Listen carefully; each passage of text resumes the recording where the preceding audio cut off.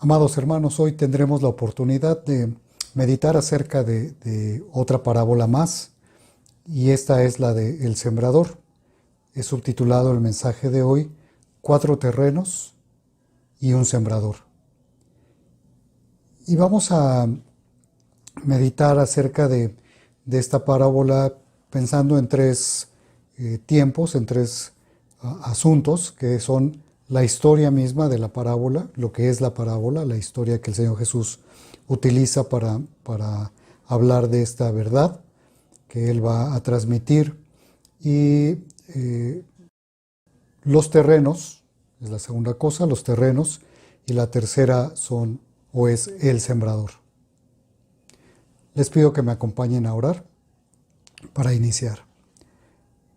Padre, te agradecemos este día, gracias porque tú nos das la vida y queremos, Señor, ponernos en tus manos y pedirte que tú hables a nuestros corazones, que tú lleves este mensaje tuyo, Señor, a nuestra mente, lo lleves al corazón y nos permitas entender y hacer, obedecer lo que tú tienes para nosotros. En nombre de tu Hijo Jesús. Amén. Hemos leído el pasaje de Mateo, capítulo 13. Les voy a pedir que tengan sus Biblias ahí a la mano, abiertas aquí en Mateo, capítulo 13, de los versículos 1 al versículo 9, y después del versículo 18 al versículo 23. Y en ese pasaje el Señor Jesús dice que salió, en el versículo 1 dice, aquel día salió Jesús de la casa y se sentó junto al mar de Galilea. A ese mar se refiere. Y se le juntó mucha gente, y entrando él en la barca, se sentó y toda la gente estaba en la playa. Y les habló muchas cosas por parábolas diciendo. Y aquí en este capítulo vamos a encontrar varias parábolas del Señor Jesús. Vamos a meditar sobre la primera parábola que encontramos aquí en el capítulo 13, que es acerca de un hombre y una actividad. Dice el versículo 3, y les habló muchas cosas por parábolas diciendo, he aquí, el sembrador salió a sembrar. Ya en una predicación previa, nuestro pastor Ramsés Rodríguez nos habló acerca de lo que son las parábolas. Decía él que la palabra significa poner una cosa al lado de otra. Es usar una ilustración, una analogía para poder explicar una verdad espiritual de una historia que es cotidiana, de alguna situación con la que nos podemos relacionar, llevarlo entonces a una enseñanza espiritual. Y esta es una parábola. En ese tiempo el Señor Jesús, en el que vivió el Señor Jesús, pues en la región donde estaban había pescadores, pero también había agricultores, gente que vivía del campo. Y entonces el Señor Jesús utiliza esta figura, esta expresión, esta ilustración de un hombre que sale a sembrar. Y estando ellos ahí en este mar de Galilea, cerca del mar de Galilea, dicen los comentaristas que en esa región alrededor del mar había muchos sembradíos en ese entonces, por lo menos, pero que era una región fértil, una región donde había muchos campos para la siembra. Entonces, para la gente que estaba escuchando al Señor Jesús, esto era muy, muy cotidiano, muy normal. Lo podían ver. De hecho, es muy probable que el Señor Jesús desde la barca, a donde se sube a hablar, y que la gente que estaba alrededor para escucharlo, si volteaban, podrían ver algún campo y podrían ver a alguien sembrando en ese momento. Pero aun cuando no fuese así, para ellos era algo muy, muy normal ver a una persona sembrando, a una persona en el campo, haciendo estas labores cotidianas. Y de hecho, quizá muchas de las personas que estaban oyendo eran sembradores, eran personas que se dedicaban a la agricultura. Cierto, habría otros, ¿no? Habría algunos que se dedicaban a la construcción, como la familia del Señor Jesús, o algunos que se dedicaban igual a la pesca y algunos otros oficios, pero de que había ahí agricultores, sí los había, y había muchos, y alrededor podían ellos constatar y ver esto que el Señor Jesús estaba diciendo. No era algo extraño, era algo normal de la región. Y algo que sucedía en ese entonces, una de las, digamos, técnicas más comunes para sembrar era al voleo. Esto significa que en el hombro izquierdo llevaban un morral, como le diríamos en buen mexicano, ¿verdad? Una bolsa donde llevaban las semillas y lo que hacían era con la mano derecha tomar semillas, medían exactamente cuántas semillas eran las apropiadas para empezar, para hacer esta siembra y sembraban arrojando las semillas en la región, en el cuadro, en la superficie que estaba designada para sembrar. No es que lo anduvieran arrojando por todos lados, ¿verdad? Aventando a ver a dónde caía, sino era en esta zona, pero en toda la zona, en todo el terreno. No era solamente una porción, sino era todo el terreno que habían preparado. No se trabajaban los surcos como ahora nos imaginamos. Hoy pensamos en la siembra y la verdad es que sobre todo los más jóvenes piensan seguramente en tractores, ¿no? Y en estos surcos casi perfectos, ¿no? Que sacan las fotografías desde arriba y que se ven casi perfectos, alineados, paralelos. Bueno, en ese entonces no había tanta tecnología y ellos, esta era la forma en que preparaban la tierra, sembraban. No conocían entonces el rastrillado como hoy lo conocemos, pero sí tenían esta actividad y aprovechaban todo el campo. Entonces, esa era la forma en que se hacía la siembra. Por eso es que hace tanto sentido cuando el Señor Jesús, en esta parábola que ya leímos, dice que siembra y cae semilla en diferentes partes. No era por el descuido del sembrador, sino porque era parte normal de esta técnica de siembra. Y bueno, había otros factores como el aire, como que podía fallarle un poco el cálculo al momento de arrojar la semilla y algunas semillas salían hacia los caminos. En la versículo 4 dice, y mientras sembraba, parte de la semilla cayó junto al camino y vinieron las aves y la comieron. Y vuelvo a repetir, no es por un descuido. El sembrador estaba sembrando como debía, pero estos caminos, dicen los historiadores, algunos comentaristas, que eran caminos muy estrechos, eran caminos como de 1 metro más o menos de ancho, quizá un poco como esta distancia solamente, y estaban alrededor y a veces atravesaban los campos, pero eran caminos específicos para eso, para que pudiera pasar por ahí la gente o pasar a la gente con sus animales. Y entonces estaban muy pegaditos a las orillas de los terrenos de siembra y algunos de ellos incluso estaban por en medio de estas zonas de siembra del campo. Entonces, cuando el sembrador está sembrando, algunas de las semillas necesariamente caían o en el camino que estaba en la parte periférica del campo o en los caminos que estaban en medio, por los que aprovechaban ellos mismos para poder acceder a todo su campo o pues las personas que viajaban y que iban pasando por esa región. Versículo 5 dice, parte cayó en pedregales, donde no había mucha tierra y brotó pronto porque no tenía profundidad de tierra. Pero salido el sol se quemó y porque no tenía raíz, se secó. Habla de una porción de todo este campo, una parte de terreno que tiene pedregales. Y es que los agricultores limpiaban la tierra. Ellos se encargaban de quitar las piedras, de hacer lo más posible por dejar la tierra preparada. Pero si una porción de la tierra, como es en la región allá de la Palestina, tenía debajo, unos centímetros abajo, una cama de rocas, pues no necesariamente sacaban todo. Entonces no se daban cuenta que también había rocas allí.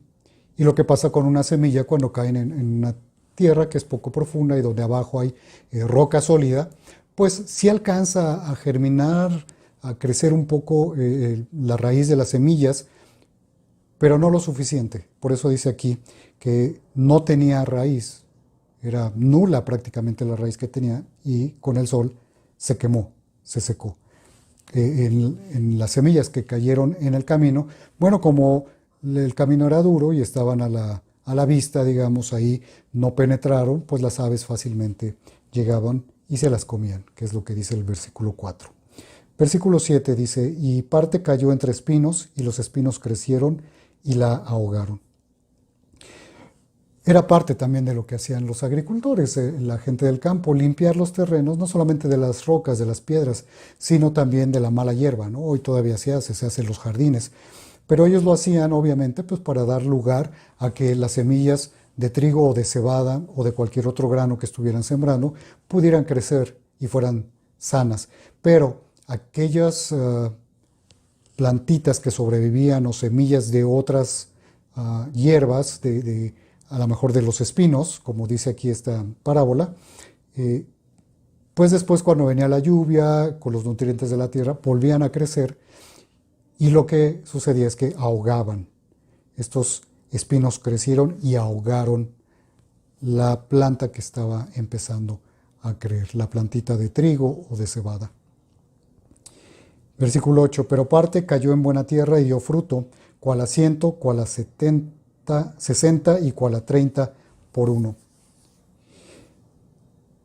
Cuando se siembra una semilla de trigo, por ejemplo, es una sola y crece una planta, pero esta planta produce mucho más que una semilla. De hecho, estaba yo investigando cuando preparaba la predicación y se dice que una buena espiga de trigo debe contener entre 35 a 40 semillas, granos de trigo. Entonces, de una semilla se producen en una planta con una espiga de 35 a 40 semillas. Esto es lo que puede producir. Y en casos excepcionales, dice ahí en el escrito que yo leía, que se llegan a contar hasta 100 granos en una sola espiga, que es algo excepcional, pero sucede. En la producción aquí en el campo de la Palestina, quizá leía yo a un comentarista, decía él, quizá el que produciera a un 7.5 o 10% era muy bueno, ya era bueno. Pero cuando aquí el Señor Jesús dice que algunos producían a 100, a 60 y a 30, el Señor Jesús estaba diciendo, tú no sabes cuánto va a producir en esta siembra, puede producir muchísimo o puede producir algo, pero va a producir esta planta que cae en buena tierra. Ya vimos la historia, vamos a ver ahora los terrenos y después nos vamos a regresar para hablar del sembrador, pero los terrenos. Dice el versículo 18, oíd pues vosotros la parábola del sembrador. Entonces, él ya dio la parábola, ya la narró, ahora va a explicar qué significado tiene, cuál es la enseñanza espiritual para ellos, la enseñanza para sus discípulos, por extensión para nosotros también. Y vemos tres componentes en esta parábola. Hay varias cosas de las que podemos hablar, pero vemos tres componentes principales. El primero es el sembrador. El sembrador. No se nos habla aquí, no se nos explica, no se habla del sembrador específicamente, pero podemos, cuando leemos más adelante, en otra de las parábolas, allá en el versículo 37, cuando el Señor Jesús está explicando la parábola de la cizaña, dice, respondiendo él les dijo, el que siembra la buena semilla es el Hijo del Hombre. Entonces, aunque pues los estudiosos están de acuerdo en que no podemos utilizar todos los elementos de todas las parábolas, significando lo mismo en todas las parábolas, en este caso, estas son parábolas en donde el Señor Jesús está hablando, los vemos en el mismo capítulo, pero entendemos que Él es el primero que trae el mensaje del Evangelio y que habla. Ahí en Mateo 4 Él dice, arrepentíos, el reino de los cielos se ha acercado. Él empieza a predicar el Evangelio, Él empieza a llevar esta semilla. Entonces el sembrador podemos ver que es el Señor Jesús, pero después el Señor Jesús envía a algunos hombres a predicar, a sus apóstoles, y ellos llevan este mensaje, y ellos llevan el mensaje de la salvación en Cristo. Llevan el nombre de Jesús para ser proclamado. Ellos son sembradores. Pero también nosotros sabemos que Él nos ha comisionado a todos los que creemos en Él, nos ha comisionado para ser portadores del mensaje del Evangelio. El segundo componente es la semilla. Tampoco aquí da una explicación ni habla mucho más de la semilla. La semilla, él dice cuando ya explica la parábola, que hace referencia a la palabra del reino, y en Lucas dice la palabra de Dios. Es el Evangelio, el mensaje del Evangelio. La palabra de Dios es el mensaje de cómo podemos entrar al reino de Dios, al reino de los cielos. Solamente a través de la fe en Cristo. Y siendo así, entonces obtenemos las bendiciones de la salvación, la vida eterna y todas las demás bendiciones que Dios tiene preparado en lo individual para cada uno de nosotros. Pero esta es la semilla. No se habla de la semilla específicamente, pero aquí está presente y se menciona la semilla. Después, la tercera cosa, el tercer elemento es el terreno. Y el terreno hace referencia al corazón del hombre. Vamos a seguir leyendo, versículo 19. Cuando alguno oye la palabra del reino y no la entiende, viene el malo y arrebata lo que fue sembrado en su corazón. Este es el que fue sembrado junto al camino. Entonces aquí nos explica. Realmente vemos, habla de este terreno y está haciendo referencia al corazón del hombre. Vemos 4 terrenos. El primero es un terreno apisonado, un terreno compactado, comprimido, endurecido. Entonces habla de un corazón endurecido. Este corazón es ese que dice no hay Dios. Este corazón es el que de continuo está practicando el pecado y que es pisoteado por todos, así como la figura del camino, este terreno que es duro, que está apisonado, que ha sido endurecido por que pasa mucha gente, pasan los animales. Bueno, un corazón endurecido también es un corazón que ha sido apisonado, pisoteado por muchos. Y no me refiero a que ha recibido bullying, que es una de las cosas que puede causar muchos problemas en las personas, por supuesto, pero a lo que me refiero es de que es un corazón que ha sido bombardeado, pisoteado, asediado por ideas, filosofías, malas compañías, por falsos maestros, por dudas, por su propia necedad, por su propio amor al pecado, a su pecado. Y entonces se endurece y ya no quiere saber nada acerca de Dios, porque oír acerca de Dios y del Evangelio le supone rendir cuentas. Es un corazón en donde no hay arrepentimiento, no hay una búsqueda de Dios. Ya no, si la hubo en algún momento, ya no hay, se ha endurecido y no puede creer en el amor de Dios. No puede creer en la expresión del amor de Dios en Cristo Jesús y no quiere escuchar. La palabra, entonces, como lo vemos aquí en esta enseñanza, la palabra de Dios, el Evangelio, es arrebatado por este pecado continuo, por estas cosas que están presentes en el corazón, que estorban y que no permiten que este mensaje llegue. Este corazón endurecido ya no escucha. Es como un corazón de piedra, como hace referencia a la misma palabra. Ahora, versículo 20 y 21. Y el que fue sembrado en pedregales, este es el que oye la palabra y al momento la recibe con gozo. Pero no tiene raíz en sí, sino que es de corta duración, pues al venir la aflicción o la persecución por causa de la palabra, luego tropieza. Este tipo de terreno es un terreno o una tierra en pedregales y apunta a un corazón almático, emocional. Voy a explicar por qué. Lo que vemos aquí es que habla de alguien que se siente emocionado en el momento Y entonces, bueno, dice que entiende, que acepta, que accede y también dice aquí en el siguiente versículo 21, es de corta duración.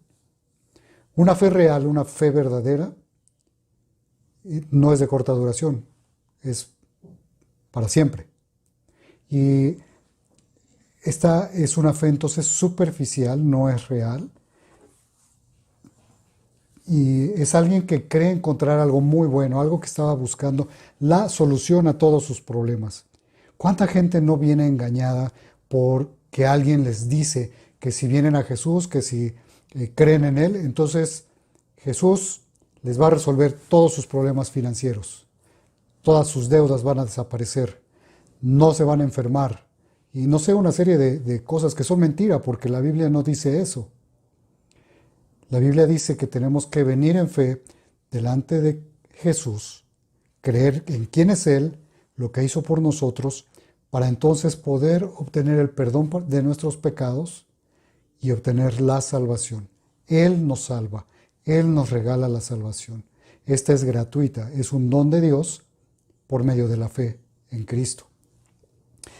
Entonces es alguien que se emociona, que cree que encontró esta solución a todos sus problemas y está emocionado y dice, ok, sí, y empieza a asistir al templo. ¿Cuántos no hemos conocido que llegan y se sienten emocionados y tratan de participar, pero al poquito tiempo se dan cuenta de que empiezan a tener una serie de problemas, de otras situaciones? A lo mejor los rechaza su familia porque les acaban de decir, ya soy cristiano, y entonces le cierran la puerta, le hacen caras y a ellos no les gusta. Entonces ya empiezan a dudarlo y de repente en el trabajo un compañero se burla de ellos y dice, no, creo que esto no era. Y de pronto la deuda que tenían en la tarjeta de crédito sigue existiendo, no se ha desvanecido de la nada, así como si nada, sino que tienen las deudas y como siguen gastando, a lo mejor siguen desordenados con sus dineros y los problemas crecen. No lo sé, pero se dan cuenta de que no es lo que ellos habían pensado. Porque pensaron mal, porque no entendieron la palabra. Realmente no la entendieron. La escucharon, como dice aquí, pero no la entendieron realmente. O alguien les dijo algo que no es el Evangelio. Entonces, este gozo que alguien puede mostrar por decir que conoce a Jesús, que ha conocido a Jesús, no es necesariamente evidencia.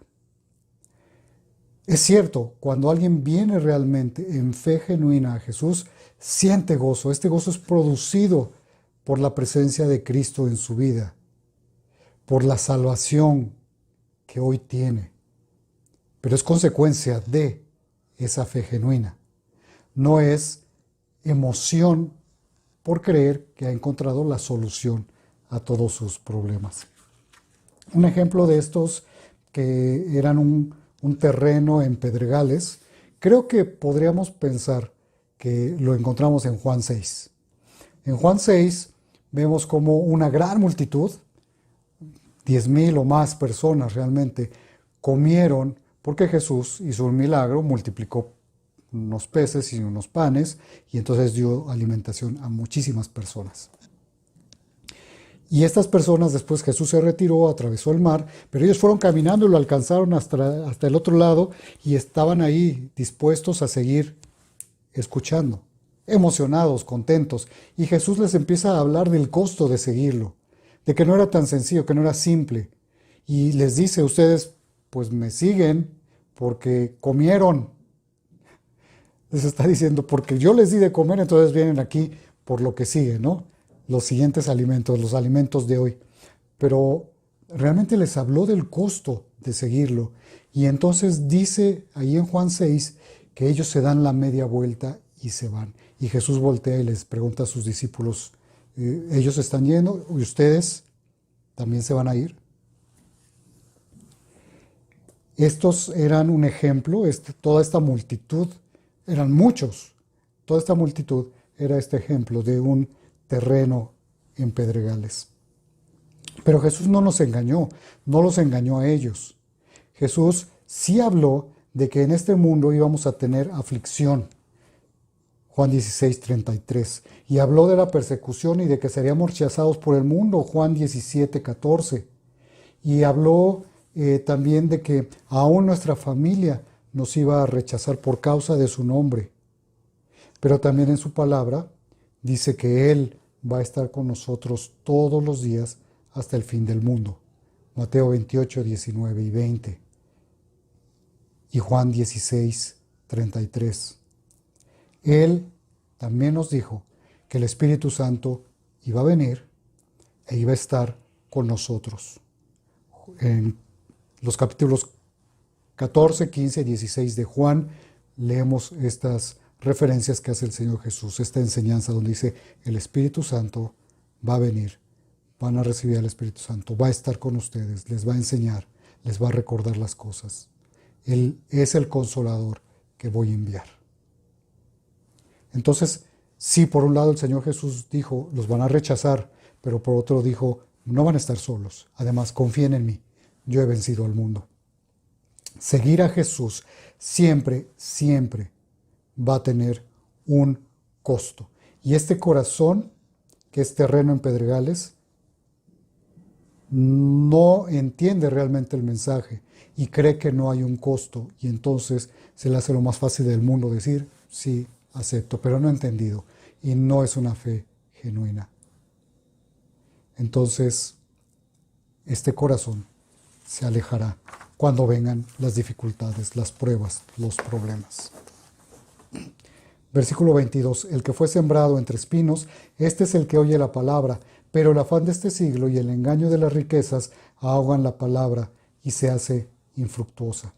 Este terreno con espinos es un corazón afanado en o por lo material.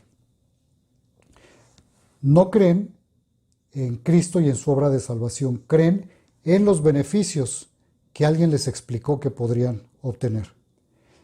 Aman profundamente su estilo de vida, sus logros profesionales, sus logros económicos y sociales.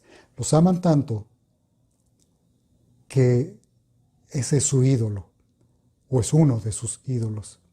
Está convencido de que tiene todo lo que ha deseado, o que todavía no puede obtener lo que ha deseado, y entonces su meta en la vida es alcanzar eso que él anhela. Ha hecho su objetivo en la vida, trabajar, hacer por obtener todo lo que le va a proporcionar, lo que él cree que es felicidad. Es el que piensa algo así como, el dinero no puede comprar la felicidad, pero sí puede comprar todo lo que la proporciona. Y entonces se pone como objetivo, ya lo dije, obtener ese beneficio económico, ese dinero que le va a dar todo lo que él quiere. Cosas materiales, pero también va a luchar. Está afanado por esas cosas materiales, pero por otras cosas materiales, y va a luchar por ellas, que son quizá el poder, quizá el reconocimiento, la fama, no lo sé.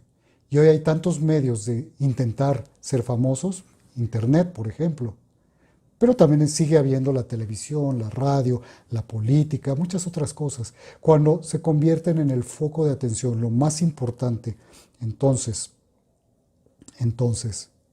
son ídolos que van a marcar a este terreno que está con espinos. Y algo importante, hermanos, no nos confundamos, no nos engañemos. Este tipo de terreno no corresponde solamente a los ricos o solamente a los que han tenido éxito, porque ¿cuántos hay que se sienten fracasados pero que tienen esta misma actitud? ¿Cuántos hay que no tienen grandes posesiones materiales o grandes logros en nada? Una vida muy normal, pero tienen este mismo ídolo, este mismo amor a las cosas materiales, y son este terreno con espinos. Si tú hoy te identificas con alguno de estos terrenos, es importante que lo consideres, que medites a la luz de esta parábola lo que el Señor Jesús nos está enseñando. El último terreno, 23, versículo 23 dice, mas el que fue sembrado en buena tierra, este es el que oye y entiende la palabra y da fruto y produce a 100, a 60 y a 30 por uno. Una evidencia real de que alguien ha puesto su fe genuinamente en el Señor Jesús, que ha creído en Él, es que da fruto. Es alguien que ha creído realmente en quién es Jesús, el Hijo de Dios, Dios mismo hecho hombre, que vino a la tierra y que voluntariamente puso su vida en obediencia al Padre, allá en la cruz, para morir en lugar nuestro, en nuestro lugar, en tu lugar, para entonces poderte otorgar el perdón de tus pecados, darte la salvación, la vida eterna, la entrada al reino de Dios. Esta salvación que tiene que ver con que ya no estemos condenados para el infierno, sino que estemos salvos y que estemos en paz con Dios y que tengamos esta vida eterna, que será en la presencia de Dios por siempre, en un cielo nuevo, una tierra nueva, allá, en la eternidad futura. Pero que empieza ya a disfrutarse desde este mismo momento que estamos en esta vida. El que ha puesto su fe en este Jesús, que además después de morir en la cruz, 3 días después, resucitó y hoy vive y está a la diestra del Padre, ese es el que tiene esta fe genuina y ese es el que es esta buena tierra, esta tierra que Dios preparó para recibir una semilla, la palabra, el mensaje del Evangelio, creer, genuinamente creer y ser salvo. Esta tierra preparada y fértil es esa que Dios ha preparado y es esa que recibirá la semilla, el mensaje, que es llevado por el sembrador. Finalmente, versículo 19 al 23, cuando alguno oye la palabra del reino, estos versículos ya los leímos, voy a hacer énfasis en algunas frases solamente. Oye la palabra del reino. Versículo 20, oye la palabra y al momento la recibe. 22, oye la palabra. Versículo 23, oye y entiende la palabra y da fruto. Este sembrador, dijimos, es el Señor Jesús en primera instancia, pero son también los apóstoles, pero debemos ser también cada uno de los cristianos, todos los cristianos debemos ser sembradores, todos, no hay opción, es un privilegio que Dios nos da y es un mandato que Él nos hace, id y predicar el Evangelio, id y hacer discípulos, y me seréis testigos, eso lo dice Mateo 28, 18 al 20, Hechos 1:8 y otros pasajes, y entendemos que este mandato no era solamente a los discípulos que estaban ahí presentes, los 120 en el momento de Hechos 1:8, sino es para todos los que iban a creer en el futuro, que iban a ser estos verdaderos cristianos que han puesto su fe en Él y que son seguidores de Jesús, a pesar del costo que eso significa. Todos estos que han sido rescatados por Jesús deben ser sembradores, debemos ser sembradores. Primero, disposición. En todos estos versículos siempre dice, oye la palabra. No, en la parábola y en la enseñanza no está diciendo, bueno, si tú identificas a un terreno que sea con espinos, ni lo voltees a ver, no hagas el esfuerzo, no siembres ahí, date la vuelta y vete a otro lado. No dice eso. El sembrador es aquel, o los sembradores debemos ser aquellos que sembramos sin hacer acepción de personas. No vamos juzgando terreno por terreno, tomamos una semilla y vemos, bueno, este es un buen terreno, entonces aquí sí siembro. Y llevamos otra semilla y decimos, creo que aquí no, entonces aquí no voy a desperdiciar esta semilla. No, la palabra de Dios nunca se desperdicia. Tercer cosa que podemos ver aquí es que el sembrador tiene atención y cuidados. El sembrador al final, en este último versículo, dice que alguien oyó, entendió la palabra y dio fruto. El sembrador está ahí dispuesto a apoyar este crecimiento. ¿Cómo lo sabemos? Porque cuando el Señor Jesús habla de un sembrador aquí, está hablando de este que siembra, pero que está al tanto de ese terreno y que está viendo el crecimiento y que está colaborando en regar, en hacer lo necesario para que este terreno pueda dar este fruto, para que esta tierra pueda dar este fruto, crezca y pueda dar este fruto. En otras palabras, para nosotros correspondería a hacer la labor completa de hacer discípulos. El que hace discípulos, según entendemos en la Biblia, es aquel que lleva el mensaje del Evangelio, pero que también acompaña en esta enseñanza de vida vivencial de lo que es la palabra de Dios comprendida y vivida en cada una de las experiencias de la vida. Acompaña a los más pequeños en su crecimiento y madurez en esta vida de seguir a Cristo. Así que en pocas palabras, hermanos, los sembradores fieles al Señor y a su encargo evangelizan y edifican, hacen discípulos. Dos conclusiones para terminar. Quizás seas uno de estos terrenos, de los primeros tres, el apisonado, un corazón endurecido, o con espinos, o un terreno con pedregales, corazones que son emocionales solamente, o que están buscando algo y que creen encontrarlo, pero que no han entendido el mensaje, o que están preocupados y ocupados en las cosas materiales de la vida. Tal vez.